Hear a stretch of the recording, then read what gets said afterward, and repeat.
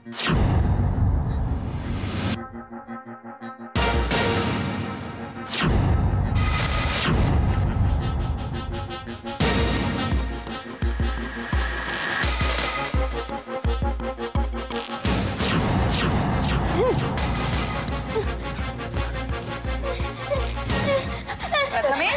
काय झालं?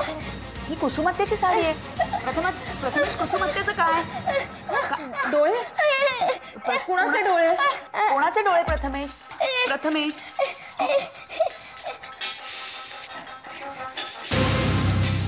कुसुमत्या,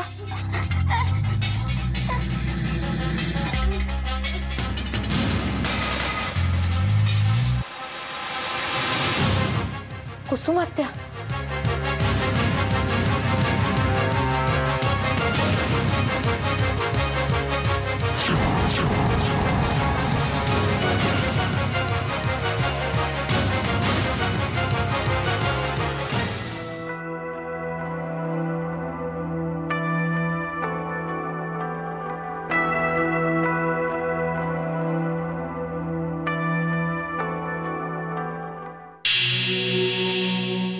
जोशी कुठे असतो ठाऊक रे? मगापासून फोन लावतोय, जगाच्या कुठल्या टोकावर जाऊन बसलाय कुणास ठाऊक. कुठे असतो? म्हणजे अभिमान जिकडे असतो तिकडेच असतो की येऊन जाऊन असतो? असतो येऊन जाऊनच. सगळं त्याच्या मर्जीप्रमाणे चालत असतं. कुणाचंच ऐकत नाही तो. आपल्याला ऐकावं लागेल बाबा, शब्द दिलाय ना. दिलेला शब्द काय मोडता येतो रे किंवा खोडता येतो, पण केलेले उपकार नाही विसरता येत. एकतर तो आपल्यावर उपकार करतोय आणि आपणच त्याला अक्कल शिकवतोय. एक काम कर, एक निरोप दे त्याला. कसला? त्याला म्हणावं, अभिमानला नीट करतोयस ना, पूर्वीसारखं करतोयस ना, तर त्या प्रोसेस मध्ये त्याच्या डोक्यात काही नवीन गोष्टी घाला म्हणावं. बापाचं ऐकत जा हे पण घाला.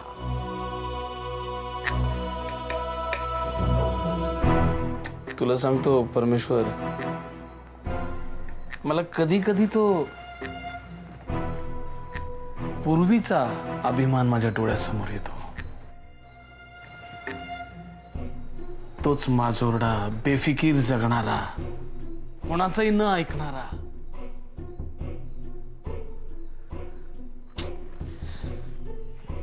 परवा त्या जोशाला फोन केला होता, म्हणाला खूप प्रगती आहे. आज काय प्रगती आहे कोणास ठाऊक. तेच सांगायला आलोय. म्हणजे माझ्या मते ना साहेब, थोडासा घोळ आहे. कसला घोळ? म्हणजे काय आहे, अभिमान आता पूर्वीसारखा करायला लागलाय. बोलत नाही, हालचाल नाही.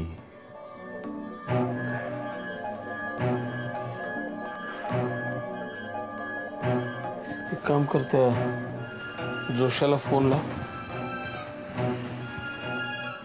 लाव त्या जोशाला. स्वतःच्या मर्जीचा मालक तो असेल, पण हा मुलगा माझा आहे. त्याच्या जीवाला काय झालं ना तर त्याचा जीव घेईन मी. नाही, एक काम कर, त्या विराज सामंतला फोन लाव फोन लाव. माझ्या पोराचं गिनीपिक करून टाकलंय सगळ्यांनी. लाव. लागला? Not reachable. माझ्या पोराला सोडून दोघं पळून गेली की काय कुठेतरी? हा, लावत राहा. आणि पुढच्या काही दिवसात त्या बुवाला जरा माझ्या समोर आणा. कोण साहेब? जोशी बुवा, डॉक्टर जोशी. लाव फोन लाव.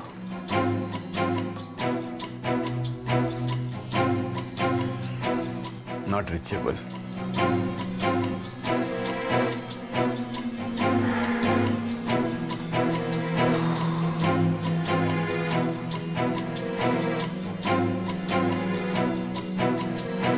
तुझा त्या जोशाचं बघ.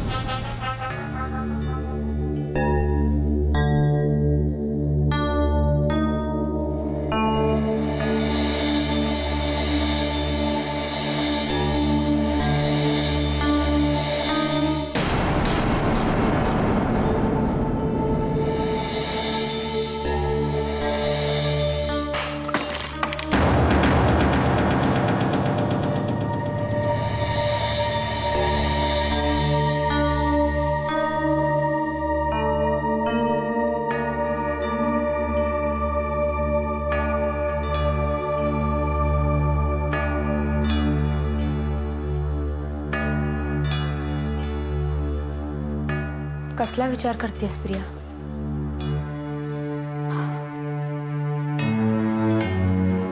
आम्ही वाड्यावर गेलो होतो ना, तेव्हा नक्की काय काय घडलं होतं याचा, विशेषतः रात्री. अगं पण तुला हे सगळं आत्ता का आठवतंय? प्रथमेशमुळे. त्याने काढलेलं हे चित्र बघ ना. मला आधी काहीच जाणवलं नव्हतं, पण आता मला एक एक गोष्ट आठवायला लागली. कशाबद्दल बोलतेस तू? आजोबा म्हणाले होते की वाड्यात माझ्यावर गंडांतर आलं होतं आणि ते परतवलं सुद्धा गेलं. माझ्यावरचं गंडांतर टळलं म्हणून आजोबांनी देवाचे आभार मानले, पण ते कोणामुळे आलं असेल याचा आम्ही काही विचारच नाही केला. म्हणजे तुला म्हणायचंय की हे सगळं कुणा एका व्यक्तीमुळे?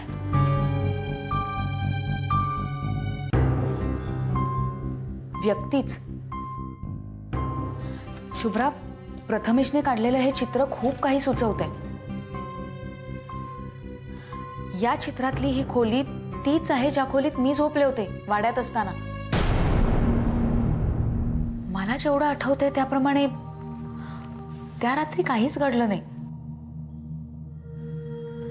म्हणजे मला तरी काही जाणवलं नाही, रात्री सुद्धा आणि सकाळी सुद्धा. मग तुला असं का वाटतंय की त्या रात्री काहीतरी घडलं असेल? कारण हे चित्र, या चित्रात एक आकृती आहे. शुभ्रा, याचा अर्थ त्या रात्री काहीतरी घडलेलं आहे ज्यामुळे माझा जीव धोक्यात होता. म्हणजे कोणीतरी नक्कीच दरवाजापर्यंत पोहोचलं होतं, पण मला काही करू शकलं नाही.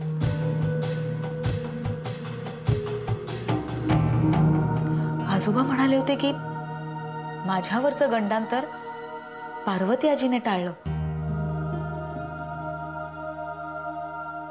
पण मग ते गंडांतर आणणारी व्यक्ती कोण होती? आणि या सगळ्या शक्यता माझ्या डोक्यातल्या आहेत, पण मग प्रथमेशला काय सुचवायचंय शुभ्रा? प्रिया, आणि त्यात प्रथमेशने कुसुमत्यांची साडी आणून दाखवली, त्यातून त्याला काय सुचवायचं असेल? शुभ्रा, म्हणजे माझ्यावरचं गंडांतर आणि कुसुमत्या.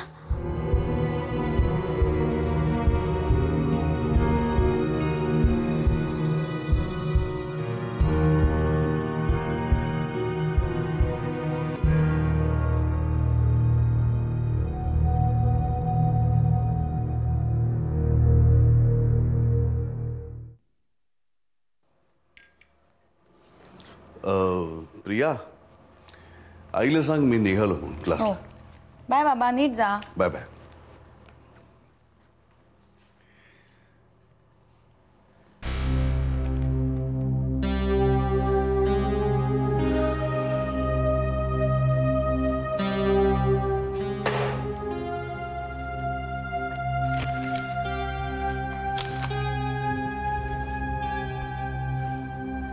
बाबा, काय झालं?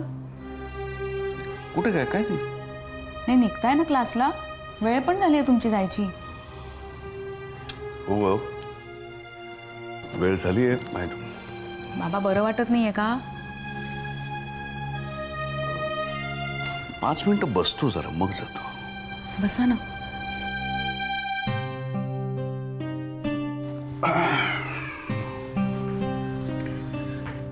बाबा काय होतंय तुम्हाला? अस्वस्थ वाटतंय का? I don't know. हे आधी बाबा काल रात्री सुद्धा खूप वेळ विचार करत बसला होतात ना? बाबा दादा आणि स्वप्नील सगळं नीट हँडल करतायत, नका टेन्शन घेऊ. टेन्शन नाही का?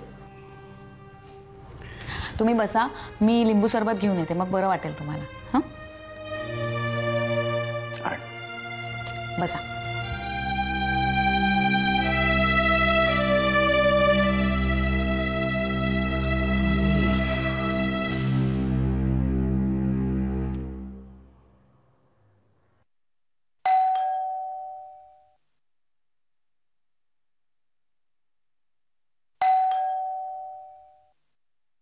ऐक,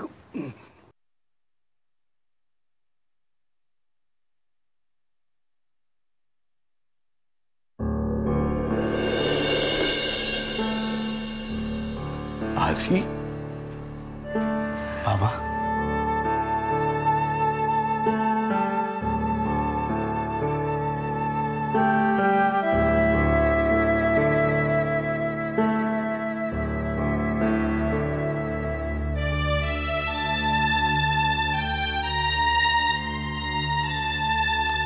यशवंतराव सरंजामे बोलतोय.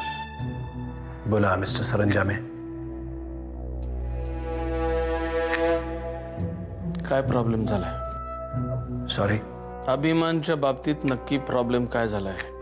हे बघा, नाही, काहीतरी मोठा प्रॉब्लेम झालाय असं मला कळलंय, पण नक्की काय झालं ते मला कळेल का? आणि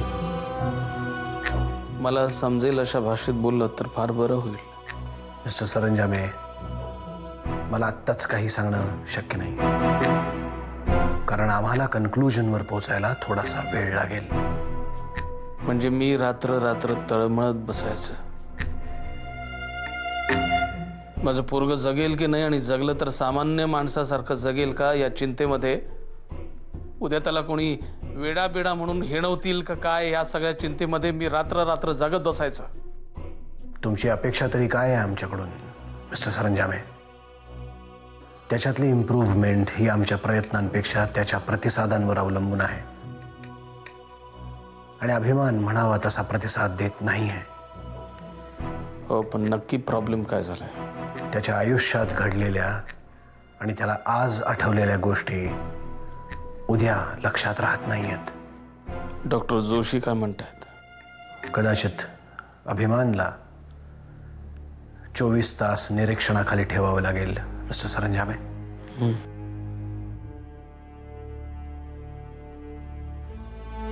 काय वाटेल ते करा, काय वाटेल ते करा, पण मला फक्त एकच सांगा की तुझा बाप कोण असं त्याला विचारल्यानंतर उद्या तो गप्प नाही ना बसणार. हे बघा डॉक्टर,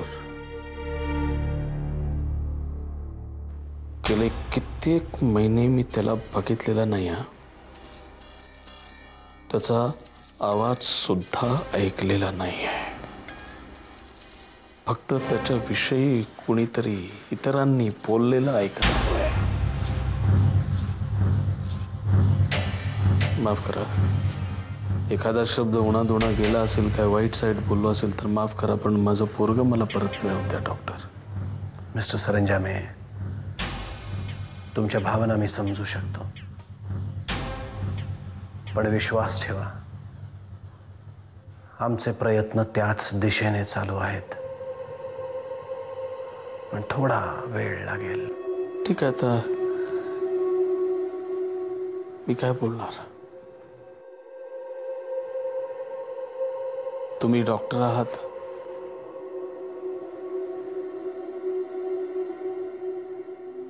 मी हेल्पलेस आहे, तुम्ही म्हणाल तसं.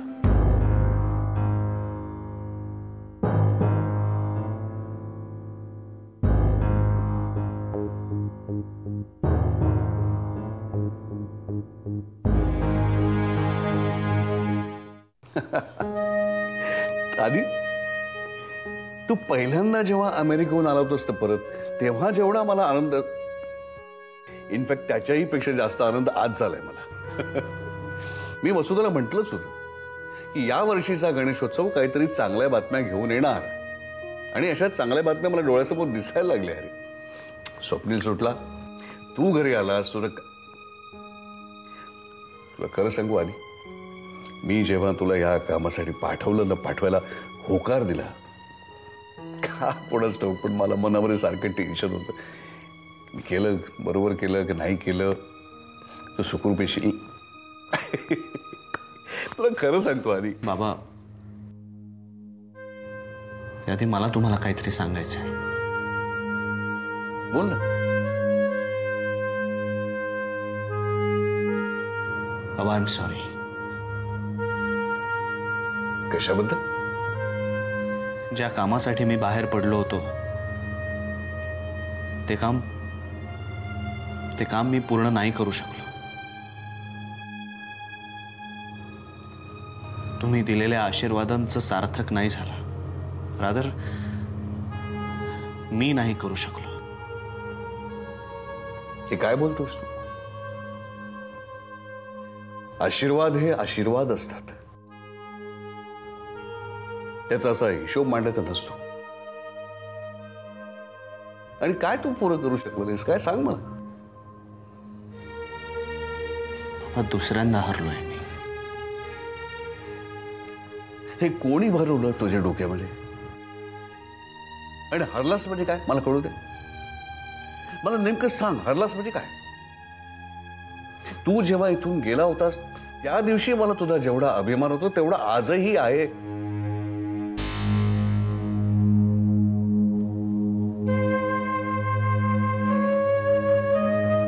तुम्ही माझी समजूत काढताय. समजूत काढायचा प्रयत्न करत नाहीये मी.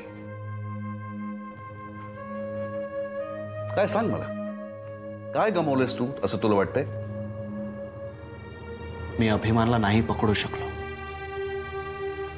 बस तेवढी एकच गोष्ट सोड आणि मला सांग, तू काय काय कमावलंयस याची तुला जाणीव आहे?